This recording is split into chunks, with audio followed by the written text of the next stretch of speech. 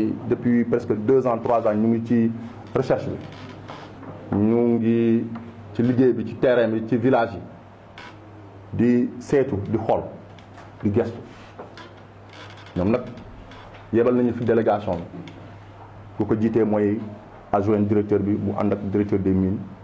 ak cabinet ñu fekk ci nag Ngouda Ciss mooy maire commune bi ànd ak chef de village am yi ak conseil municipal bi man ñi ko fekk si nag daa am service ba technique yoo xam ne ci région lañ nekk depuis Thiès ba ci département bi mu nekk sama chef CADL mooy Abdoulaye Gaye toog ni ak chef CADL bu Mérina Dakhar mooy Yaay Fatou Youm ak Mariama Diop mooy chef secteur bu Tivaouane yondi fii moom moo représenté Jara ci mbir mu Eaux et Forêts mu ngi fii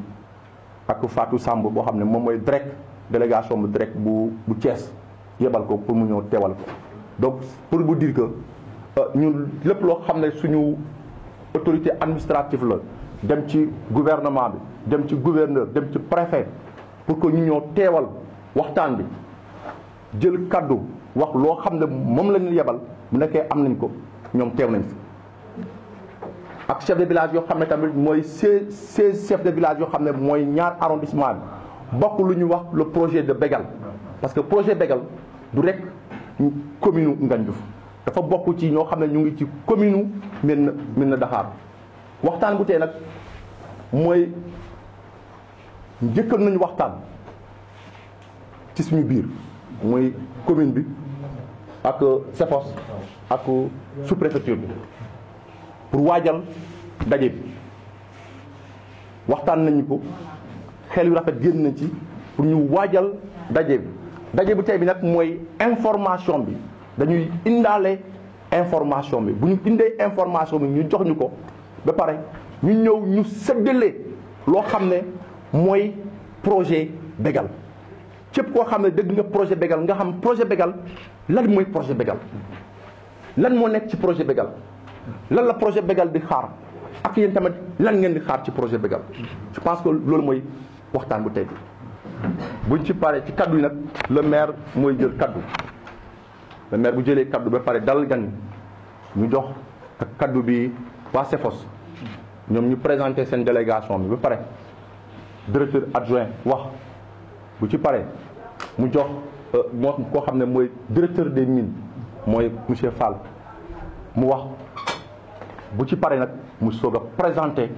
projet bu ñuy wax le projet d'exploitation du jugement de Bégal. ak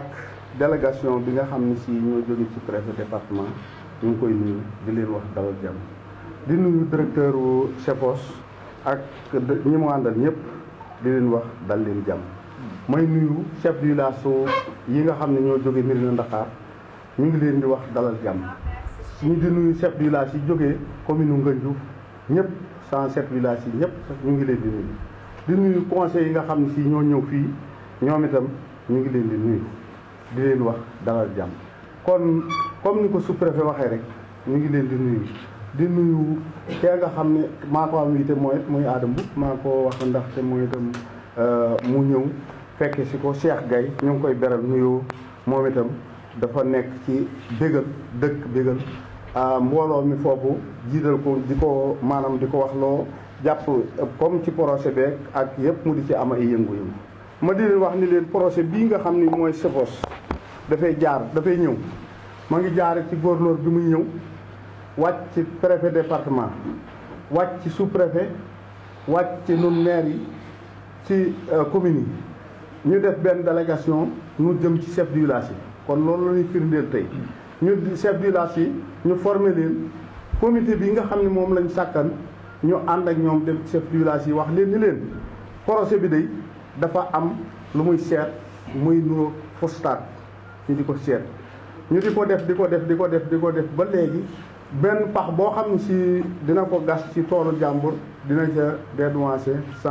000 loolu def am na lu mu ci def am na loo xam ne mu ngi koy sémb kon foofu la ñu jaar ak projet bi fépp foo xam ne mas nañoo jaar ak projet bi itam nu doon ñaan naan li ñuy seet yàlla na ko yàlla suñu borom def ba ñu mën cee jariñu tey nag suñu borom li formation la ñu indi mel na ni lañ doon seet dañ koo gis nu may leen ak dal ak diglu te projet bi itam nu fas yéene man li nga xam ne si moom laay wax chef du village su Médina Dakhar ak chef du village su Ngandiouf nu fas yéene jàppale projet ànd ak projet bi liggéey ànd ak projet bi liggéey mooy ñu projet bi nit ñi jariñu ci projet bi commune bi jariñu ci te mu bañ noo yàqal dara. am na benn lettre bu ma bind mu jëm ci maanaam siège social boo xam ne si dañ koy jox naa ko directeur nga xam ne si projet bi day dal fii ci commune bi tur wi ñu firndeel ko ci commune Ngandiouf loolu la ñu soxla lépp loo xam ne moo jóge ci commune bi lu ñu fiy jëlee mu dellu siwaat ci commune bi loolu wax naa ko directeur. ci demande am boobu waxtaan naa ak samay partenaire nee nañ d'accord nañ ci siège social bi Ngandiouf la nañu yàlla may comme ni ñu koy waxee xam nga projet la ñu nekk yàlla nañu yàlla may ba projet ba nekk réalisation léegi nag li ñu fi indi ñun ñii ñuy waaye GEFOS ñun ñoo ànd li ñu doon bëgg a wax rek tey lii tax réunion bi dañu njëkk a ñëw waxtaan ak maire waxtaan ak quelques chefs de village pour expliquer leen boobu sax dañ doon bëgg a introduire cabinet bi ci waxtaan am lu ci feeñ mooy projet bi nit ñi dañ koy dégg rek mais xamuñu lan la maa ngi sant di gërëm maire defe naa ni parce que moom wax ji wax na ko ba pare parce que décrit wax na projet bi déjà wax na ko wax na ci lu bari Alioune Fall dina ci dellu si pour leerale leen yëpp li ñu fi indi tey mooy vraiment ñëw indil leen wax leen lan mooy projet bi fan la jóge ñi ko sous-préfet bi waxee ak ni ko monsieur le maire waxee Sénégal dañu toll woon foo xam ne dañ ne Sénégal il faut que ñu xool li nekk ci suuf si lan la loolu li muy demee mooy ay permis dañ ko découper jox def ko ay permis waa ministère des Mines ñoo njëkk a xayma ne fii xëy na am na lii ak ci ay études yoo xam ne depuis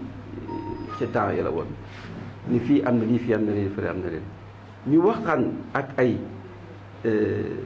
ñu jógee bitim réew wala ñu fi nekk ñoo xam ne am nañ moyen yoo xam ne dañuy def ay études maanaam saytu li nekk ci suuf si ku nekk ñu jox la sa permis donc foofu la ñu jóge woon di saytu ba ñu njort ne am na foo xam ne am na njëriñ bu fa war a jóge sama wax du ci bari nag parce que il faut que li ñu fi indi tey mooy ñu informer leen jox leen information bi lan la ñuy saytu fi mu nekk lan la ñuy saytu wax leen phase yi nga xam ne moom la ñu jaar ba yëpp leer wax leen aussi li nga xam ne mooy njëriñu projet bi ñu ngi ñaan suñu borom bi subhanahu wa taala mu yóbbuñu ba ñu dem ci phase réalisation pour njëriñu Sénégal gi yëpp loolu gouvernement bi su ko defee parce que loolu yëpp ci moom li mu ci namm mooy développement Sénégal comme yeneen dëkk yi comme Afrique du Sud comme Maroc comme yeneen dëkk yi nekk Afrique gii bi président Macky Sall ñëwee am na projet bu ñu tuddee PSE plan Sénégal émergent maanaam mooy Sénégal ñëpp Sénégal yëkkatu ko ba ñëpp population bi yëg ko te loolu li mu koy mën a defal mooy ak ay privé parce que gouvernement mënul nekk fépp ñu ngi remercier sous-préfet parce que ñoom ñoo fi toogal nguur gi ñu ngi def seen kéemtulaay kattan. merci monsieur le préfet maa ngi leen di nuyu di gën a kawe di nuyu monsieur le maire di nuyu chef de village yi di nuyu it